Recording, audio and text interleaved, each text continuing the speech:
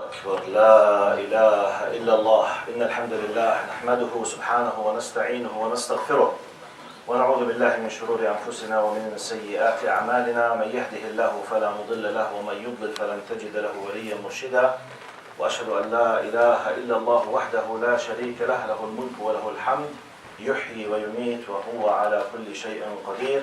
اللهم اقسم لنا من خشيتك ما تحول به بيننا وبين معصيتك ومن طاعتك ما تبلغنا به جنتك ومن اليقين ما تهون به علينا مصائب الدنيا ومتعنا اللهم بأسماعنا وأبصارنا وقواتنا ما أحييتنا اللهم واجعله الوارث منا واجعل ثأرنا على من ظلمنا وانصرنا اللهم على من عادانا اللهم ولا تجعل مصيبتنا في ديننا ولا تجعل الدنيا أكبر همنا اللهم ولا مبلغ علمنا اللهم ولا تسلط علينا بذنوبنا من لا يخافك ولا يرحمنا يا رب العالمين. وأصلي وأسلم على المبعوث رحمة للعالمين سيدنا محمد بن عبد الله وعلى آله وصحبه ومن والاه. أعوذ بالله من الشيطان الرجيم. بسم الله الرحمن الرحيم. يا أيها الناس اتقوا ربكم إن زلزلة الساعة شيء عظيم يوم ترونها تذهل كل مرضعة عما أرضعت وتضع كل ذات حمل حملها وترى الناس سكارى وما هم بسكارى ولكن عذاب الله شديد. In the name of Allah subhanahu wa ta'ala, the most compassionate, the most merciful. All praise and thanks are due to him and peace and blessings be upon his beloved Prophet Muhammad sallallahu alayhi wa sallam. He who is guided by the will of Allah, no one can misguide him. And he who is misguided, no one can guide him except Allah subhanahu wa ta'ala. I do bear witness that there is no God but Allah and Muhammad is his messenger. Respected brothers and sisters, Assalamu alaikum wa rahmatullah. My khutbah today will be under the title of Am I appreciating what I have? هل أنا أقدر ما بين يدي? I will not specify what do I mean by what I have till I finish the introduction.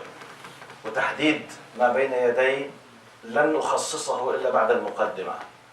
I want to discuss something that we all do have, but do we appreciate it? شيء نملكه جميعا، لكن هل نقدر قيمته أم لا؟ هذا هو موضوع الخطبة لهذا اليوم الذي أسأل الله سبحانه وتعالى أن يتقبله منا جميعا وأن يرحمنا برحمته. This is our talk. Now, in my simple introduction, many of us might not be able to appreciate the value of, let's say, a father or a mother or parents until he just wakes up in the morning and they say, Abdullahu ajrakum, your father passed away or your mother passed away. كثير منا قد لا يقدر نعمة الأب أو الأم أو كليهما إلا بعد أن يفقدهما أو يفقد أحدهما. Till I lose one of them or both of them, I might not, I'm not saying definitely, but I might not be able to appreciate the blessings of having parents or a father or a mother. Second example, in my simple introduction, I might not be able to appreciate the value of having good health till I lose this health or some of this health. مثال آخر، قد لا أتمكن من تقدير نعمة الله علي بصحة جيدة وقوة جسدي إلا بعد أن أفقد هذا الأمر. When I have a chronic disease or a car accident, I'm completely disabled now for whatever reason, Allah decided to let me face this thing, so I've lost my power. Then I might, or definitely, I will be able to know exactly what does it mean that I used to have something, but I might not be able at that time to evaluate really or to appreciate the value of this blessings or grace or نعمة. بالمثال الآخر اللي هو موضوع فقداني للصحة بحالة سيارة بمرض مزمن بأي مشكلة يقدرها الله لي، عندها قد أكون متمكنة حقيقة من إدراك معنى النعمة التي فقدتها. Now, my second point in my introduction. Do I need to lose something so that I will be able to appreciate it? Is it a necessity? هل أنا مضطر أن أفقد نعمة حتى أقدرها؟ أم بإمكاني أن أقدرها دون فقدها؟ Is it a necessity that I must lose a blessing so that I will be able to appreciate, or there could be another way where I can appreciate without losing? This is my question. I believe personally, شخصيا أنا أعتقد I can do it through two ways. One of them, using your imagination power. Try to imagine. What if? قدرة الخيال اللي الله أعطانا إياها لا توجد عند شيء في الكون إلا عند البشر. You know, imagine the faculty, ملكة. And imagination is amazing. You can imagine yourself, what if? What if I am in the place of Abu Jahl or Abu Lahab now? Or I am in the place of Umar al-Khattab and Abu Bakr. I can imagine. Okay, this could have led me to what exactly? I can imagine, and I can have the feelings, I can imagine myself what could have happened to me in case if I blah blah blah blah blah etc. أستطيع أن أتخيل ماذا لو فقدت، ماذا لو حصلت. هذه الطريقة الأولى. The second way, if I don't want to use the first one, look to someone who has already lost it. That's why Allah subhanahu wa ta'ala in the Quran, tens of places, لقوم يتفكرون, لعلهم يتفكرون, so that they might reflect upon. Why do we have this? What is reflecting upon? Using the power of intellect that I have. You see, this kind of the process of the mental power. So tafakkur, depending on what, so that I can see someone who has he's an orphan, for example. His feelings, his psychological status, the difficulty that he's facing. He would love someone just to give him a hug when he's crying when he remembers. I don't know what does it mean to have a mother. We can do it, we can listen, we can read, we can sit. We can approach those people. For example, we do have the ability to do this. الطريقة الثانية أن أنظر إلى شخص فقد هذه النعمة. فقد الأب، فقد الأم، فقد الصحة، فقد المال إلى آخره. So basically, my introduction is about when I lose something, I do appreciate it. Do I have to wait till I lose? Definitely no. Now let's come to the core of my khutbah. I have an incident, something happened with me personally 27 years ago. I will quote it and I will put the title of the khutbah and I will finish. Our khutbah is about, am I appreciating what I have? So what exactly that what I have, still I did not tell you. أنا الآن سأقتبس قصة حقيقية حصلت معي قبل 27 سنة من الآن. In 1991, 27 years from now, I was doing my master's degree in Tafsir, Georgia University. I took one semester off and I went to what was called at that time USSR, United Soviet Social Republic. الاتحاد السوفيتي سابقا. قبل 27 سنة كنت أدرس الماجستير، أخذت فصل إجازة، ذهبت حوالي 6 أشهر, around 6 months there to previous USSR. My plan was just to improve myself in Russian language so that in the future, if Allah subhanahu wa ta'ala enabled me to travel around the world plus English, I might be able to use 2 languages to make da'wah. It's a part of my plan. So I managed to sit with the students of the preparation year of medicine and engineering for Russian language. فسمح لي أن أجلس مع طلبة السنة الأولى التحضيرية الطب والهندسة. I love languages, so it took me just a few months. I was able to master the basic skills of the language. I was able to manage myself with basics. فخلال أشهر قليلة كنت قادر أتعامل مع اللغة الروسية الحمد لله. With my humble language, بلغتي المتواضعة البسيطة, I traveled to one of the Russian cities. I forgot the name of the city now. I believe it was, I think, Pyatigorsk.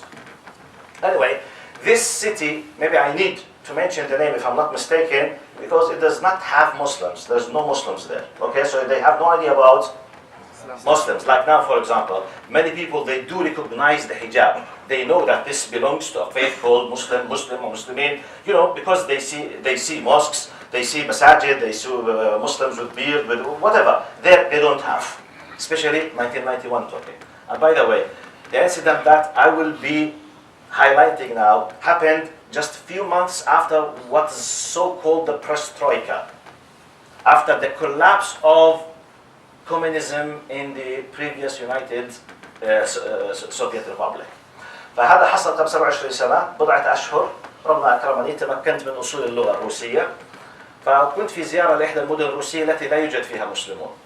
I was with a relative of mine doing his job, waiting him in the public park. جالس الآن في حديقة عامة عم بنتظر. I looked at the time, so the time of ظهر starts. I said, why not to make benefit of my time and do what? I'll do the salah. So I'm a traveler. I wanted to do جماعة عن قصر and blah blah blah etc. So جاء وقت الصلاة، جالس في حديقة عامة أنا. I decided what is the direction of the Qibla. So it was towards the forests in this public park. No one was there. I was alone. Alhamdulillah. I started praying. ابتدأت بالصلاة وأنا عم بنتظر قريبي هذا في الحديقة العامة. الله أكبر. Once I started, just after a while, I noticed a shadow of a person next to me. You know, I'm a stranger. As a stranger, when you do something strange in a strange country, a strange status, and there's something next to you, you can't have this kind of peace of mind because you might be expecting some kind of annoying things, dangerous things. So I was not able to concentrate in my prayer because someone is next to me. فابتدأت بالصلاة وأنا بصلي خيال شخص واقف جنبي طول ما أنا بصلي. مجرد ما قلت السلام عليكم ورحمة الله السلام عليكم ورحمة الله. So I saw a young lady, Russian lady, holding 2 ice creams, looking at me, crying. So I looked at her, looked to my side. There's nothing that should be crying for except myself. So I'm the only object, living object, that she could be crying because of her. I was alone in that place. فسلمت، لقيت فتاة روسية تحمل حبتين آيس كريم تنظر ناحيتي وتبكي. I had the following conversation with her. صار الحديث التالي بيني وبينها. With my simple, humble Russian, okay? But I was able to grasp the core of the talk. Now, because I'm in Friday ceremony, I'm not in a lecture, or otherwise, I would love otherwise to ask you, what do you think was the reason why she was crying? And this is what I do with my students in the university. But I can't do it now. So therefore, I just will jump immediately to the conclusion. لولا أنني في خطبة الجمعة يعني ولو أني في محاضرة كنت راح أصير أسأل بفكركم لماذا كانت تبكي؟ فتاة روسية تنظر لشخص يصلي مع حبتين آيس كريم وتبكي. Now when I asked her why you are crying, she said the following. Look, I will divide her answer into points to make it easy to be fixed, to be drilled in your psyche. ثبتها في الذهن. First of all, first message of her answer, she did not know that I'm a Muslim. Okay? So I was not classified as a Muslim for her. Second thing, she realized that I'm a religious person following a religion.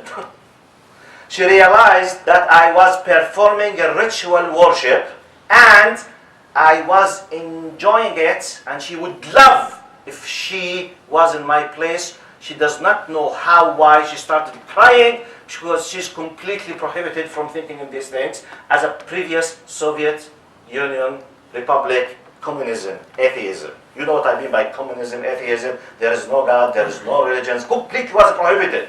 So she saw a person, which was myself, doing an act of worship, knowing nothing about his religion. She has no idea whether I was a Christian or a Jew or a Buddhist or whatever. But she realized with her simple information that I was enjoying religious ritual worship. She started crying. Why I don't have something like that? Her inner nature, فطرتها من الداخل تحركت. قلت النقاط الأساسية: لم تكن تعلم أني مسلم ولا فكرة عندها عن الإسلام، لكنها أدركت أني كنت متدينا أتبع دينا ما وأقوم بعبادة شاعرية أشعر فيها بالمتعة. شعورها هذا دفعها للبكاء، تتمنى لو أنها تحصل. She was not able to decide what to do. She took a decision when she saw me praying. She was having her ice cream already. She went and bought another one, and she came just with a very polite attitude. Please, can you accept it from me? It's a matter of gratitude. Thank you. She does not know what to do. She was crying, witnessing something new for a new experience. She wants to say, I don't know what she wants to say. It's not necessarily thank you or whatever, But I feel something strange in my heart. I'm crying. I wish if I were you. This was the message, okay? So she brought this kind of asking to me. Now the story is ended. I finished the story. I think the title of my speech should be clear now. خلاصتها يا أحبة هي كانت تبكي، أحضرت حبة الآيس كريم، أحبت فقط تسلم علي تشكرني وتعطيني قطعة الآيس كريم. هي لم تكن تدري ما الذي يحصل معها. هي كانت تبكي تشعر بشيء معين هي تفقده، لا تعلم عنه شيئا، لا يوجد عندها هذا الشيء، فكانت تبكي باختصار. موطن الشاهد الآن. What's the title of my speech that I'm supposed to finish with it now? Am I appreciating the blessings of Iman? The fact I am a believer, do you think it's something easy? Wallahi, wallahi, unless if you imagine yourself that you have lost it, or you witness those who have lost it already, you might not be able to appreciate what does it mean to be a believer. You own the valuable gift of faith. خلاصة عنوان جلستنا اليوم يا أحبة، يا إخوة ويا أخوات، هل أنا أقدر نعمة الإيمان؟ حقيقة أني مؤمن. نحن ولدنا، معظمنا ولد مسلما مؤمنا، معظمنا ولد. We might not be able to appreciate it, by the way. نحن ولدنا في بيئات إسلامية، معظمنا ولد مسلما. في من يجلس أمامي، I assume the majority from the faces, from my experience, we were born Muslims and believers. So we might not be able to notice, wow, do I have something that must be appreciated? Yes, please reflect upon this. أقول قولي هذا الله أستغفر الله لي ولكم فيا فوز مستغفرين.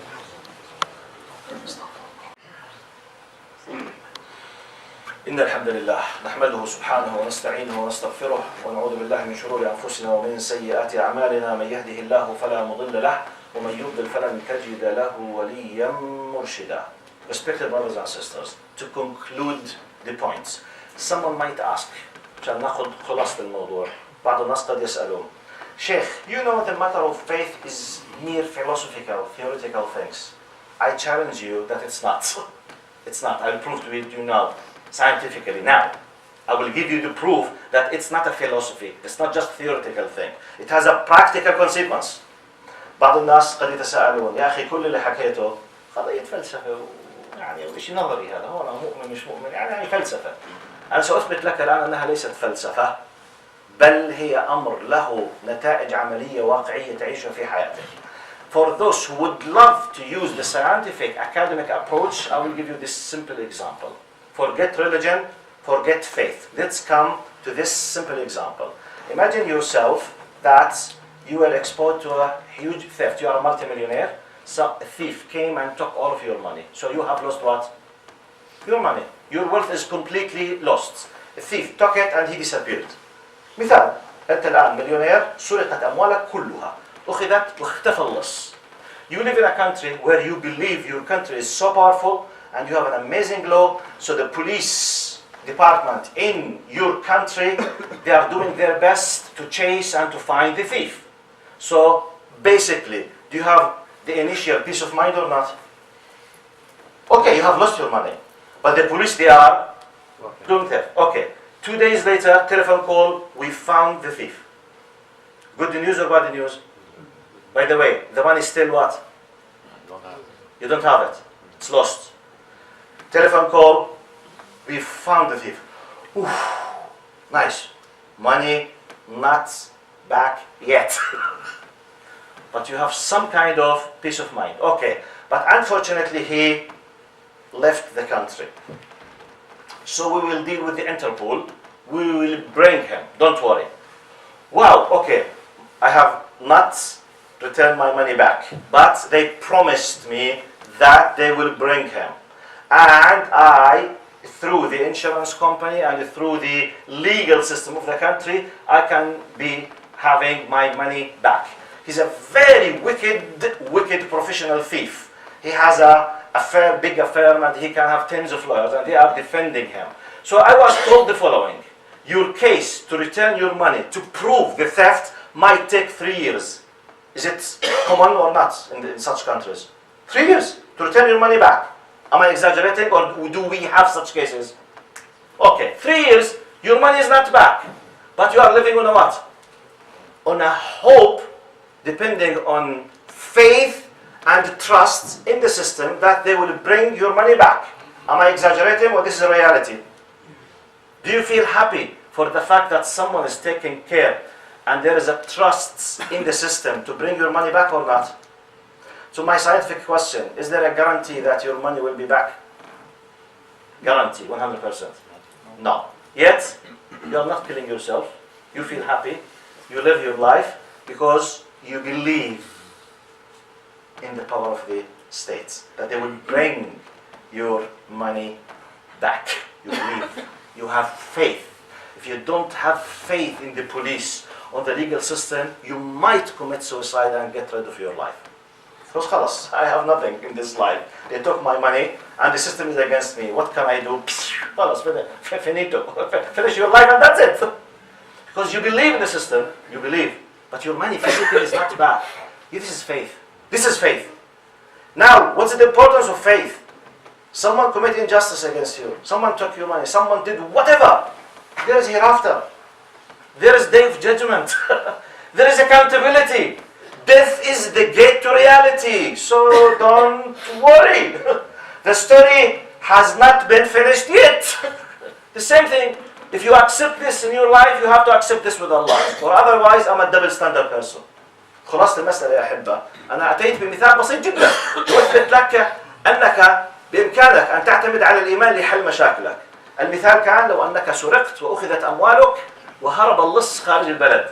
إذا كنت تؤمن بالنظام القضائي والنظام الأمني في بلدك وكانوا يخبرونك بأن سنحضره من خارج البلد فستكون مرتاحا.